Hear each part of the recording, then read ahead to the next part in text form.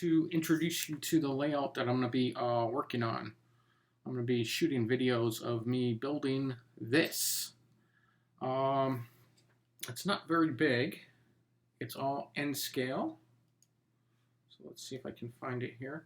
It is going to be 27 inches deep by 48 inches wide. So that's a little over 2 feet by 4 feet. So my track is going to be Kato Unitrack, and it's basically just going to be a loop, and it's going to have two spurs. The spur going down the center of the layout and a spur off the side. And I've kind of laid it out using, this is the name of the application, RailModeller Pro for Mac. And it's all kind of to scale here. It has, like you can see, rulers, and it actually measures out pretty good. It says it's a little bigger than it is, but once you kind of zoom it up and you actually can get the rulers on there precisely, it is actually to the size it's supposed to be. So the right hand side is going to be very rural, and the left hand side is going to be a small town. So by these spurs, there are going to be, and let's go back to the little pointer, some light industrial along here. There might even be industrial over here, and there will be some over here. We have sort of this main street right here, sort of like a main street block, and it's going to have some downtown or your main street downtown sort of buildings. There's going to be several of them.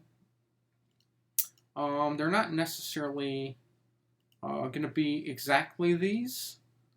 These are just some ideas I had.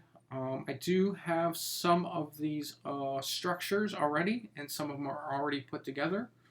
The other ones that I do have are not necessarily put together, and then some of them, like these, are not necessarily here yet. These are just an idea of what I could do here. As you can see, there is going to be a large mountain with a train tunnel over here. And this blue area is water. So I'm going to be using a product called Realistic Water. And these little white areas are waterfalls. So I plan on having several cascading waterfalls going from kind of this high elevation up here down to a low elevation. And then this little river is going to go underneath a little train tunnel. And this will be a cove, and it'll be like a little beach slash park. And I plan to have a little boat landing with some boat decks around there. And this is going to be a winding road. It's going to go from an elevation of kind of like 0 all the way up to an elevation of about 3 inches off the base. So all the track and whatnot, and that's why you see all these different colors, shades of green, is there's going to be somewhat of a rolling hills and multiple elevations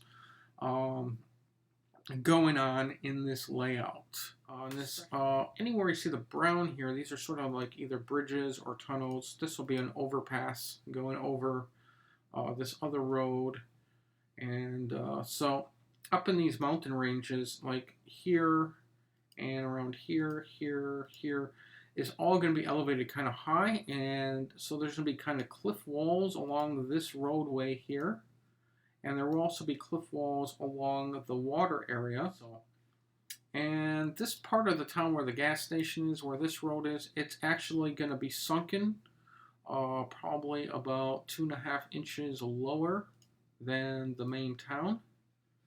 Down here, it's going to be a different elevation than up here. So I'm going to be going around these corners on both sides with a 2% grade increase. These little things here are potential street lights. I'm considering adding lighting to the layout too.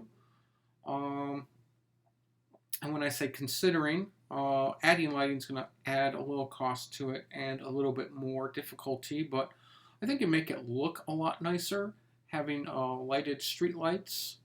The era of my layout is going to be the late 1950s, sort of 1958, 1959, somewhere right in that era.